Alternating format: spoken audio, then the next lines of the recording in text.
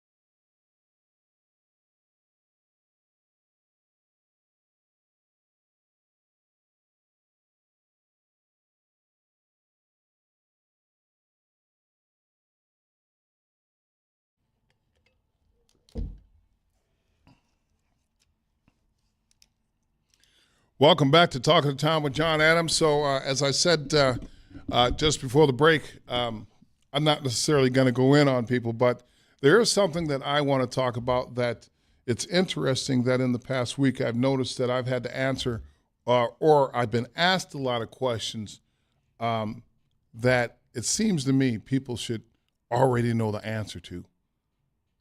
But for whatever reason, they're choosing to overlook the obvious.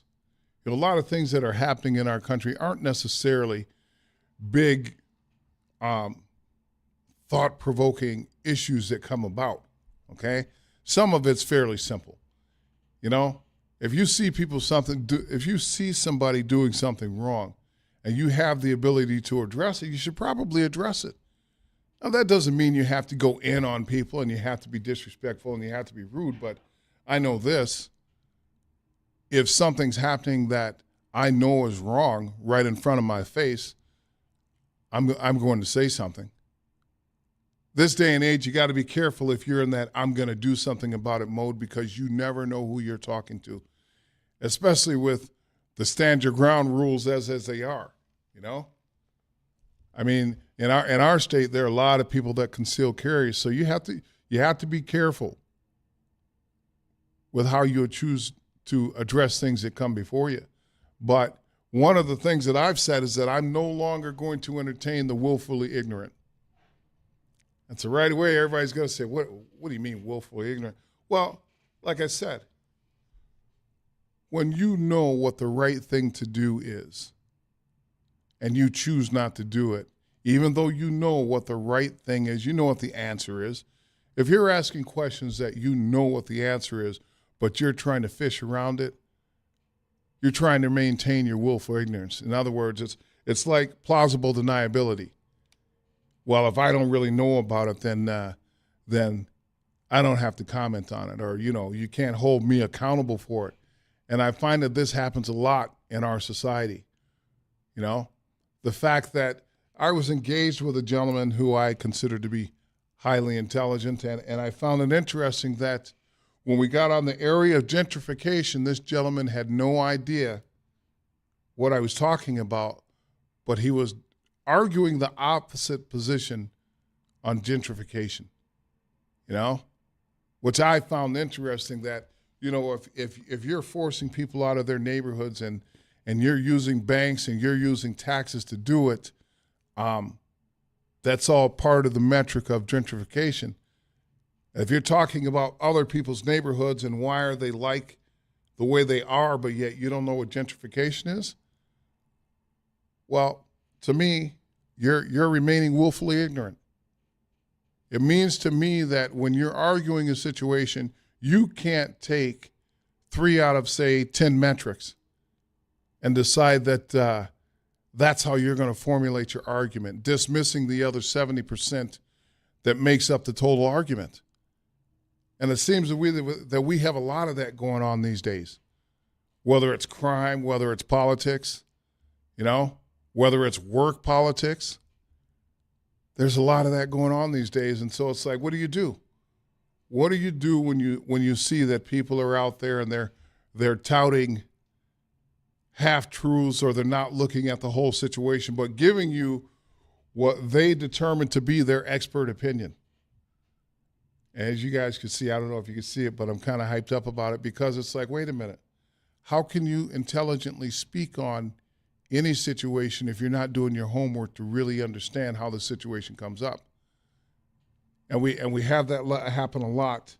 I get it a lot because I'm concerned about a lot of things, okay? And I speak on a lot of things long before I ever got on the air, on the radio show. But I speak on a lot of things because I've been through a lot. I try to do my research so that when I come and I bring something to you, that you could take it that I've done my research in the right way. Not necessarily doing research so it slants one way or the other. So I've decided, you know what? I'm not going to entertain conversations where people know better, but they're not trying to do better. And I think that's the way this is the beginning of how we get to where we need to be as a city, as a state, as a country. Right now, we got way too many people espousing non-truths. And if we go to the political arena, I look at the vote that happened on Monday with our city commission. Commissioner stayed away because he felt uncomfortable.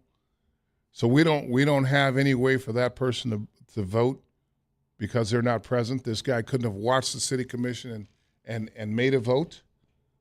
And I'm bothered by that because I think in a lot of ways people are just going to go, oh well, I get it, I guess. But shouldn't we have a higher expectation of the people that we pick to run this city?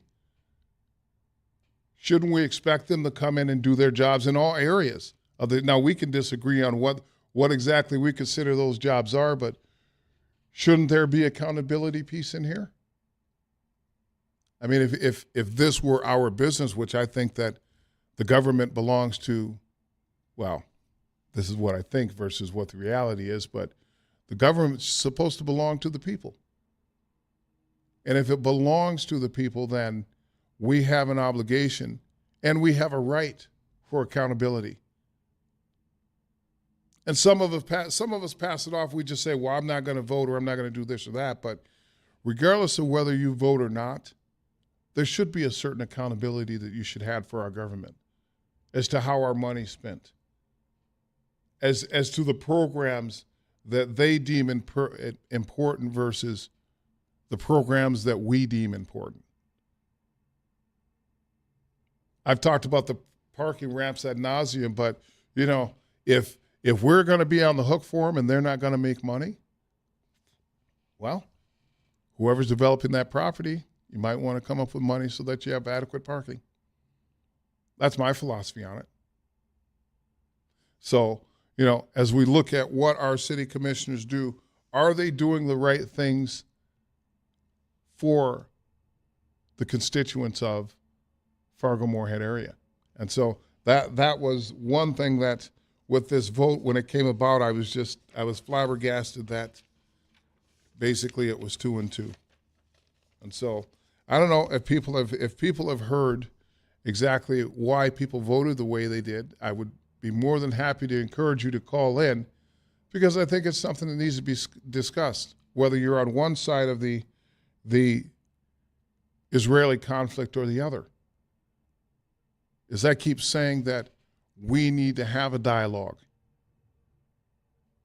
We need to be talking about these things. We need to talk to each other's neighbors. We don't have to agree, but it's that dialogue that keeps us strong. It's that dialogue that helps move us forward. Tonight we have the presidential awards for kids who are doing fantastic academically.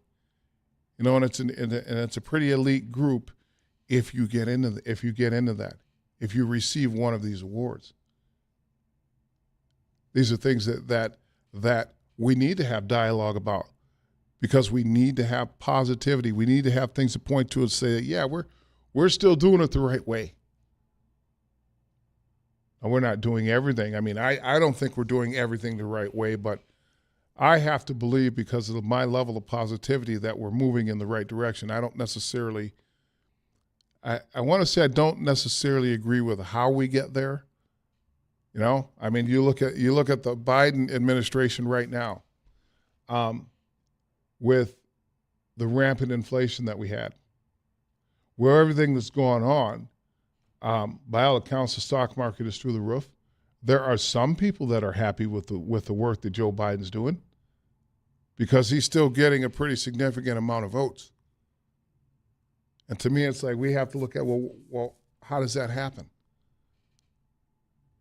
We have to look at the whole thing. So with that, Mr. Big J, I wanted to get to James a little more so you guys get familiar with him. So Jay, what does your bracket look like right now? Well, I'd rather you not ask that question at this point because I have one Final Four team out of 2 brackets left, and it's UConn. And in the bracket I picked them to be in the Final Four. I didn't even pick them to win it because it's so rare to see a repeat champion on the men's side of things. And for the women's side, I think it was pretty similar to what I had thought was going to play out for that one at this point. I think NC State was a nice surprise, kind of like it was for the men's side as well. But it's really cool to see Grant Nelson in the Final Four. So, you know what? If my bracket's going to be in shambles, at least have a Devil's Lake native in the Final Four, right? I think it's awesome that here this kid, he left NDSU and he goes down to Alabama. Now he's in the Final Four. First time the Crimson Tide have been in the Final Four in program history, too. How about that? Wow. You got to believe it's because of the North Dakota kid. Absolutely. I don't know what else. I mean, that's the only thing. That's the only common denominator, right? They haven't had one for 100 years of basketball, and now all of a sudden, boom. Well, most people don't realize that the North Dakota thing, it's a secret sauce, That's what makes us go. Look at all the people that come out of North Dakota that are doing great things. Like the kids that we're talking about tonight, you look at it, we don't know. One of these kids might be in line to win a Nobel Peace Prize. You don't know what's going on. So it's going to be really cool at that event tonight, and we're going to get a little bit more into that, I'm sure. I'm excited for it. Right? Well, most people don't know this. Well, some people know. I like to dress up, so I get to dust off the black suit and the tie and get all fancied up and smell good. And I don't know if there's food on the menu, but I'm sure whatever it is, it's probably going to be pretty good. Oh, it's going to be an absolute blast. I think it'll be pretty tasty stuff. I'm more concerned about what kind of bibs they have for us when we're eating, because I'm accident prone, to say the least. You know what? I got plenty of big man stains on the front of all my shirts, but my wife does a wonderful job with the laundry, so I'm good that way. But either way, I think it's going to be a good event, and I can't wait. It'll be something to do tonight and see. I was never up for one of those awards. I would like to think that I was going to be, but it just I never was. Well, you know what? It takes a special student to be able to be up for these awards. That's to say the least. You have a point. My sons are both pretty good in school. Mm-hmm. And I don't think my son. Well, Christian maybe. I know Jackson didn't, but either way, the amount that they had to study to maintain those type of grades. And we talk about athletes that they're spending 2-3 hours outside of football or whatever sport to make sure that their skills are where they need to be. Well, I can remember my sons coming home and studying the whole night. It'd be 9:30, 10 o'clock, and it's like, hey man, what are you still? Oh, Dad, I still got homework to do. Yeah, you got the calculus exam, or you got to write this paper for that English course, that college English course as a junior in high school. It's absolutely wild. So hats off to these young men and women for accomplishing what they have to this point, even and putting it forward too, and realizing what's at stake as well, kind of future wise, because a lot of people don't realize it till years after they graduate high school or even have that opportunity to go get that diploma.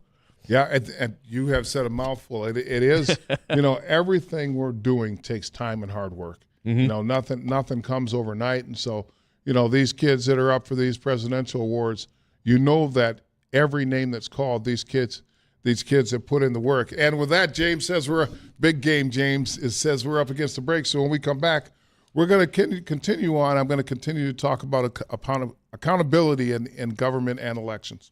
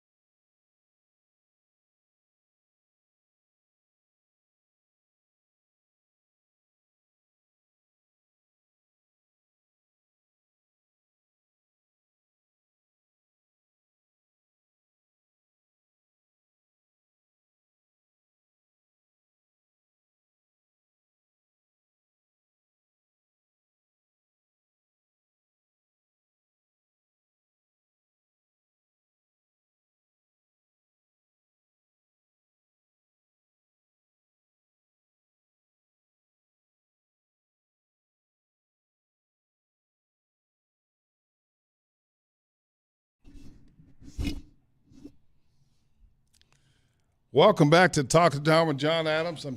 I'm enjoying my day in the studio. It looks pretty nice outside. Well, it was pretty nice outside, although I go right from the garage into my car. I mean, right from the house into my car in the garage. So just walking indoors, it felt like it was pretty nice. Pretty much was doing a little bit of book work this morning, so I wasn't able to get out until I came to the studio. So I'm looking forward to get out in the sun, wash a few windows, enjoy the fresh air, and then get ready for the shindig tonight. So again, that's they're honoring the students that won a presidential award. So that's going to be pretty fun. I think we're going to carry some of that on our station. But so as I was during the break, I was back and forth with Big Game James a little bit. But I was thinking about when we talk about accountability. So you know, on the one hand, we're pretty hot on the trail of our political leaders and our expectations, but at the same time, we got to remember that we put them there. You know, so we make our choices, then we live with the decisions. So then we have to look at, you know, when we put people in office, are we doing our due diligence? So along those lines, it says here that Delson Saintel has officially filed for the city commission race, and I'm hoping at some point to speak to him, but getting an idea of the people that are running. So it says Anna Johnson and Nate Pullen have also announced that they were candidates, but it says they have not filed. So according to this, only one person has filed to be in the city commission race that's not a commissioner. So then on top of that, remember that April 8th, if you had planned on getting on the city commission or running for city commission office, you have until April 8th to do so. So that's my public service announcement, because right now we have a political race on the national level where it's Joe Biden or Donald Trump. Those are our two choices, or you can write in RFK as an independent. But it's funny to me that with the number of people that are in this country, that we can't find two better candidates. And I say it's not, you know, we have a process by which we go through to make these things happen. But if you're not paying attention at the local level, you get what you get at the national level. And it's all one big string. It's all one big string. You know, most get, where do we get most of our presidential nominees? They've been governors or state senators or things like that. You know, in the last few election cycles, we've seen people come from other arenas, Donald Trump being the most notable. You know, he has a business background. That's what everybody's voting for. They're excited about it. And you get what you get in the political arena. So part of it is, when we talk about accountability, we also got to be accountable to ourselves. Why are we making the choices that we're making? Right now, I have a son who's planning on voting for Trump. And so, you know, like I said, everybody's vote, that's your thing. You get to have it however you want to have it. But also, when you do these things, what are the consequences? You know, what happens to us as a nation when we don't vote for people that genuinely have our best interests? Now, if you've heard anything about me, I say that I don't think there's anybody in Washington that's looking out for Jon Adams in Fargo, North Dakota. And I have a feeling I'm not the only person. But until we decide that we want to do things as citizens of the United States, we get more of the same. We get a lot of the division that's coming up. You know, there's all this talk about DEI and racism and all of this. To me, most of those just serve as distractions. Misdirection. A week ago, we had a bridge collapse, and within 24 hours, all the conspiracies that could be banted about, they were out there. Well, it was, I forget what you call it when, what is it, a false flag? Where, you know, the powers that be do things to basically cause a stir in the general public. And I always say, when these events happen, pay attention to what your government is doing. Pay attention, not to the sleight of hand that happened with the bridge collapse, but what happened behind the scenes. Because it seems to me that whenever we have one of these big events come up, a couple weeks later we find out that there was more to it than just a bridge collapse. Along those lines, I don't know if you heard this big game, but AT&T had a data breach to the tune of 70 million people. 70 million people, their information just got leaked all over the internet, Social Security, date of birth, all the things that you think you're protecting. And according to what I read, the data breach happened in 2019. But somehow we're just talking about it today. Interesting. Now, I could be wrong. I'm sure that's the way I read it. And my reading and comprehension, they're okay. I do pretty well in that arena. But my question is, how can you go almost 4 years, I guess it would be, if the data breach happened? Wouldn't you think if you were part of the AT&T network that you would want them to get that information out as soon as possible? But in talking about it, it seemed like they were taking care of the problem, and that was what they were reassuring their customers about last week. So, when you look at it in totality, these are the things that we have to pay attention to as citizens. We can't remain willfully ignorant and pretend like I don't pretend for a second that the government is going to do anything substantial to really help the middle class, the working people, poor people. A lot of times our politicians will blame it on this side or blame it on that side. I think we put the blame squarely where it belongs. Number one, it's the way we vote. Number two, it's the accountability that we should have that we don't. And I hear people say all the time, well, it's not going to make a difference. Well, it used to make a difference. If we choose not to do the things that need to be done, we get what we get. We get what we get, and we get leaders that are ineffective, that do a lot of infighting in Congress. When is the last time you heard a piece of meaningful legislation come across? It seems like our leaders are moving only into things that get the populace stirred up, and not necessarily in a good way. So then the question becomes, what do we do? Well, if I remember, if your state senator or congressperson or even on the local level isn't doing what they're supposed to do, we as citizens have a right to have a recall. But we can't have a recall if we're not getting together on these things and saying, hey, how is this really benefiting us? How are we getting what we're supposed to get? For instance, I think the government is responsible for infrastructure. So that's something when I listen to what people are saying, whether it's local or it's national, I want to know, are they as concerned about the infrastructure as I am?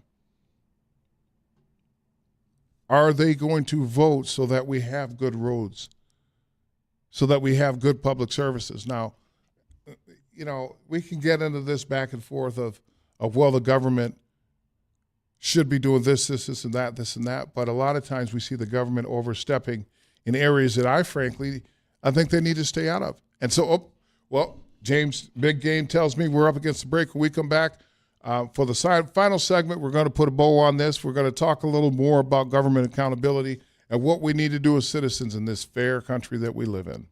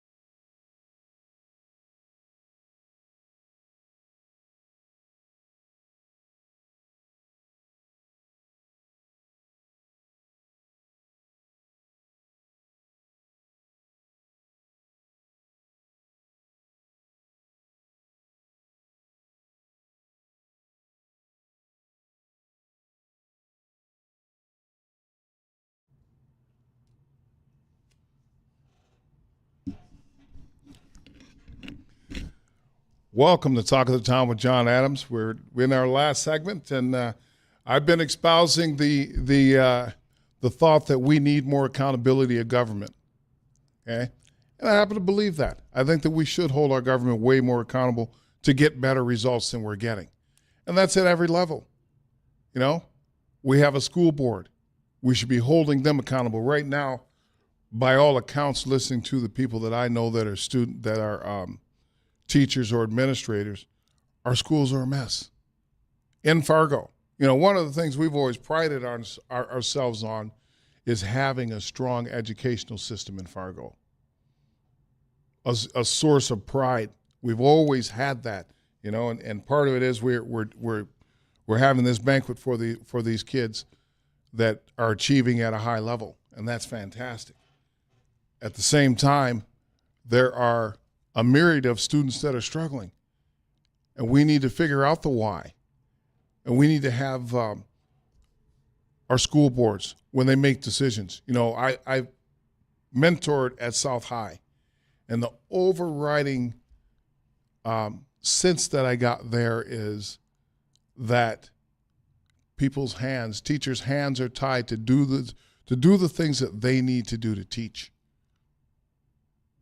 That it's virtually impossible to have control of your classroom. Well, if the people that are responsible for teaching our young people don't have control of their classrooms, then how is any meaningful education or educating getting done in our schools? And if I had a student that was in the schools, I would want to know, what are we going to do about this so my son can have the best education possible? Well, that falls on the shoulders of the people that we elect. We expect them to make decisions where our kids can go to school and not be afraid of being bullied. You know, it's interesting the way that a lot of the rules are being implemented. A lot of zero tolerance rules. Well, we're not going to tolerate this across the board. And a lot of times those zero tolerance policies do more harm than good. I think we need to require the people that we elect to come up with better ideas. Right now, we have a urban development or a committee to study long-term an economic development plan. And so with that, if we have that in place, we expect to get the information that helps us make an informed decision. You know, put rules in place that help our officials get to where they need to be. And right now in the schools, are we helping our teachers, or are we hurting their ability to do the things that need to be done? Which at the top of the list, last I checked, was about educating our youth. I heard somebody maybe it was just one of the commercials talking about if you want to learn more about financial literacy. Funny thing is, we do have classes on financial literacy, but they're electives. They're not mandatory courses. So I've said it before. What teenager wants to take a financial literacy course? Give me the bowling class any day of the week, right, James? I had a couple of those easy slough courses. They were pretty nice. I don't think I took a financial literacy course, but I managed to do okay. Hey, that's all that matters, right? You know, well, you're figuring it out as you go at your pace. You know what? Nobody cares if I figure it out, though. You know, it's on me. When we talk about accountability, I always start with myself, and as much as I can, I try to hold myself accountable. And where I fail, then all I can do is acknowledge it and do better. That's all we're talking about. You know, if I get up here and I rail on these politicians, it's not to say that they're bad people, it's to say to do better. You know, I had a discussion with one of our hosts on the other side on the flag station, and it came down and it was a conversation, and I thought to myself, if you don't understand the entire argument, then how can you make an informed decision? If I can't understand where Trump fans are coming from and then understand the angst and the underlying reasons that they believe what they believe, then I'm not doing the argument justice, nor am I genuinely arguing the side of figuring out where they're coming from. Because that's what it comes down to is if you're, first of all, we're not going to, I do not believe that being on this radio talking that I'm out here changing the hearts and minds of people and the way they feel. But for me, I want people to think about, to genuinely think about what happens when you vote a certain way or you do certain things, and look at it from a broad sense. I don't have the luxury of living in a cocoon and just saying, well, yeah, that really is not going to affect me. There are a lot of decisions that are made every day that directly affect us, and a lot of us don't connect the dots. Or in the case of this gentleman remaining willfully ignorant, you know? And so if you think of it from that point of view, if I look at you as remaining willfully ignorant, how seriously do you think I'm taking what you have to say? Because a lot of times when it comes down to it, when we have dialogue, is you want people to internalize your point of view. And if I look at you as being willfully ignorant, guess what? There's no way that I could possibly internalize your point of view. If you want me to truly understand, then we have to look at both sides of this. And it looks like we're up against, we got about a minute left. It's funny because I feel like I've been on a rant about accountability. I got to pay attention to these numbers up at the clock. But I want people, really, this show, I wanted people to think about some of the things and why we vote the way we do. And then also put yourself in the other person's shoes who has a different position before we just go off and espouse what we think to be the truth. I think that's how we have great dialogue, and that's how we move the needle forward. I want to thank you guys for tuning in. This has been Jon Adams with Talk of the Town. Next week, we're going to lighten it up a little bit. We're going to talk about spring events and how we're going to spend our summer. So this has been Jon Adams with Talk of the Town. Thank you for tuning in, and as always, stay black.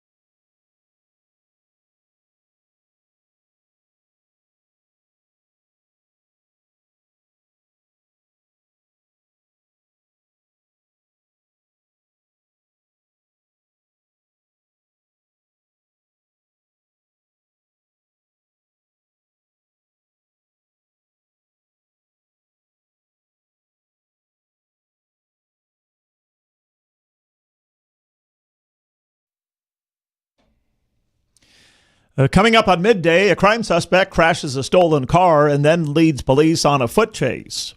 A new effort launched online to improve financial literacy, and how one lawmaker is pushing a plan aimed at keeping seniors in their homes.